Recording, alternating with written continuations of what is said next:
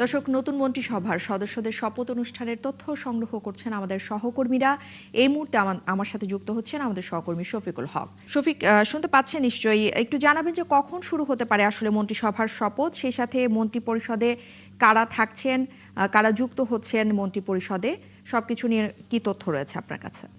একটু আগে আপনি যেমনটি জানাচ্ছিলেন খবরের মধ্যেই, এরই মধ্যে আমরা যে প্রস্তুতি দেখতে পাচ্ছি সংসদ ভবনের দক্ষিণ প্লাজায়, যে মন্ত্রিপরিষদ বিভাগের যেই শপথটি এখানে অনুষ্ঠিত হবে, মহামান্য রাষ্ট্রপতি যেই শপথটি এখানে গ্রহণ করাবেন, সেই শপথের প্রস্তুতি এরই মধ্যে সব ধরনের প্রস্তুতি এর মধ্যে নেওয়া হয়েছে। আমরা দেখতে পাচ্ছি যে এখানে যেই মন্ত্রী প্রতিমন্ত্রীদের জন্য এখানে প্রধানমন্ত্রী সহ ৪৯টি চেয়ার এখানে বরাদ্দ রাখা হয়েছে, নির্ধারিত করা হয়েছে, এবং এই অনুষ্ঠানটি মূলত শুরু হবে বিকেল ৪টা নাগাদ। আনুষ্ঠানিকভাবে বিকেল ৪টায় এই মন্ত্রিপরিষদের যে শপথ, সেই শপথ গ্রহণের অনুষ্ঠানটি শুরু হবে। এবং যেই সংসদ ভবনের দক্ষিণ প্লাজায় আমরা দেখতে পাচ্ছি যে দর্শক সারির জন্য যেই আসনগুলো, নির্ধারিত আসন, সেগুলো এরই মধ্যে প্রস্তুত করা হয়েছে। এখানে ১২০০-র মতো অতিথি আজকের এই মন্ত্রিপরিষদ যেই শপথ অনুষ্ঠানটি অনুষ্ঠিত হতে যাচ্ছে, সেখানে আমন্ত্রিত অতিথি হিসেবে থাকবেন। এবং এখানে ফরেন ডেলিগেটসদের একটি লম্বা তালিকা আমরা দেখতে পেয়েছি, যে ১২টি দেশ থেকে এখানে বিদেশি যে অতিথি, তারা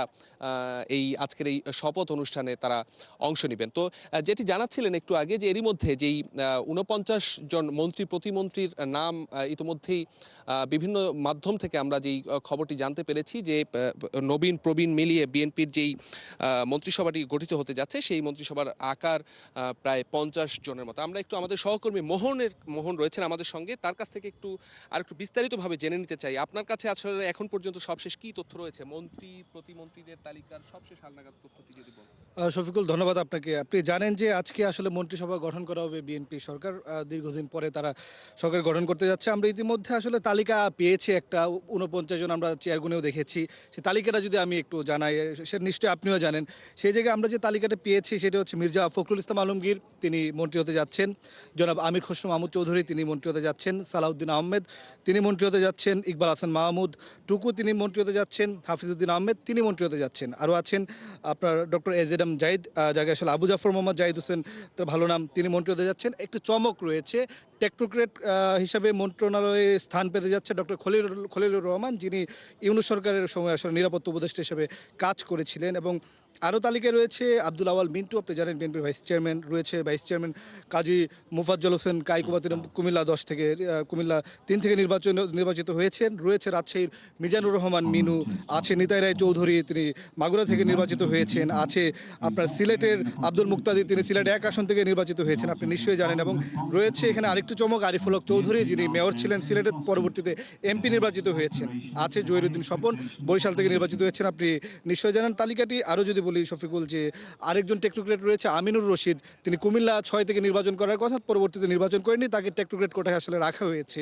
রয়েছে আফরোজা বেগম রীতা, তিনি মানিকগঞ্জ থেকে আপনি জানেন নির্বাচন করেছেন। তালিকা আছে শহীদুদ্দিন চৌধুরী এনি, যিনি যুগ্ম মহাসচিব।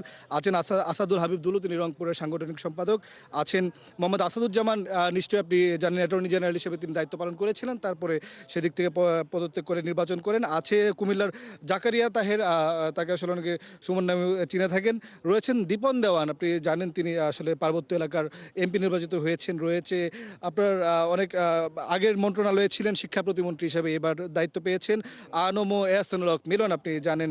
রয়েছে সর্দার মোহাম্মদ শাকাওয়াত হোসেন এবং ফকির মোহাম্মদ আনাম সহ শেখ রবিউল ইসলাম, এটা একটা চমক, আপনি জানেন ঢাকা 10 থেকে তিনি নির্বাচিত হয়েছেন। প্রতিমন্ত্রীদের নামটি যদি একটু আপনার মাধ্যমে জানিয়ে দেয়, যে রশিদুজ্জামান মিল্লাত, তিনি কেন্দ্রীয় নেতা এবং জামালপুর থেকে পাশ করেছেন। রয়েছে অনিন্দু ইসলাম অমিত, তিনি যশোর থেকে পাশ করেছেন, জানেন তার বাবা তরিকুল ইসলাম, তিনি স্থায়ী কমিটির মেম্বার ছিলেন। রয়েছে শরীফুল আলম, তিনি ভৈরব থেকে পাশ করেছেন। শামা ওবায়দ ইসলাম রয়েছেন। সুলতান সালাউদ্দিন টুকু তালিকায় রয়েছেন। রয়েছে নেত্রকোনা 1 আসনের সংসদ সদস্য ব্যারিস্টার কাইসার কামাল। তালিকা আছেন ফরাদ হোসেন আজাদ, তিনি পঞ্চগড় 2 থেকে আসলে নির্বাচিত হয়েছেন।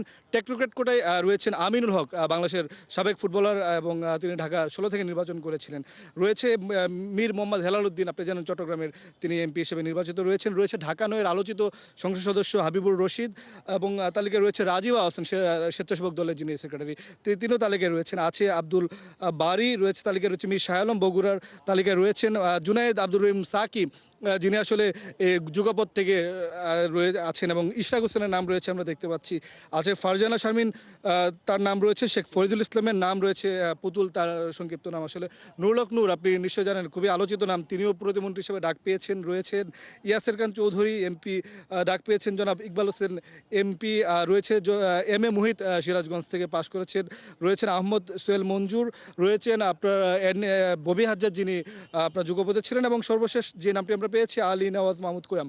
মোটা থেকে এই 24 এবং 25 মোট 49 জন মন্ত্রী আসলে প্রতিমন্ত্রী এখানে শপথ নেবেন, এবং প্রধানমন্ত্রী হিসেবে তারেক রহমানের নাম আমরা শুনতে পাচ্ছি, এবং তিনি হয়তো শপথের মাধ্যমে ধন্যবাদ আপনাকে মোহন। নিশ্চয়ই তারেক রহমান তিনি প্রধানমন্ত্রী হিসেবে এখানে শপথ গ্রহণ করছেন, এবং ইতিমধ্যেই সংসদীয় যেই সরকার বিএনপির যে সংসদীয় যেই সভা, সেখানে তাকে সংসদ নেতা হিসেবে এরই মধ্যে নির্ধারণ করা হয়েছে। ইশরাত, আপনাকে একটু বলে রাখি, আজকের এই মন্ত্রিসভায় আসলে পুরোটাই আসলে চমক রাখতে যাচ্ছে বিএনপি, এবং এখানে বিএনপির প্রবীণ এবং নবীন নেতাদের পাশাপাশি বিগত এই গণতান্ত্রিক আন্দোলনে যারা যুগপৎ আন্দোলনে শরিক ছিল, তাদেরও কিন্তু এখানে প্রতিনিধিত্ব এখানে থাকছে। তো সব কিছু মিলিয়ে আসলে অপেক্ষা, বিকেল 4টা নাগাদ এখানে সেই শপথ গ্রহণটি অনুষ্ঠানটি শুরু হতে যাচ্ছে, এবং আপনার মাধ্যমে আমরা দর্শকদের সেটি দেখানোর চেষ্টা করবো। এখন পর্যন্ত ইশরাত এটুকুই।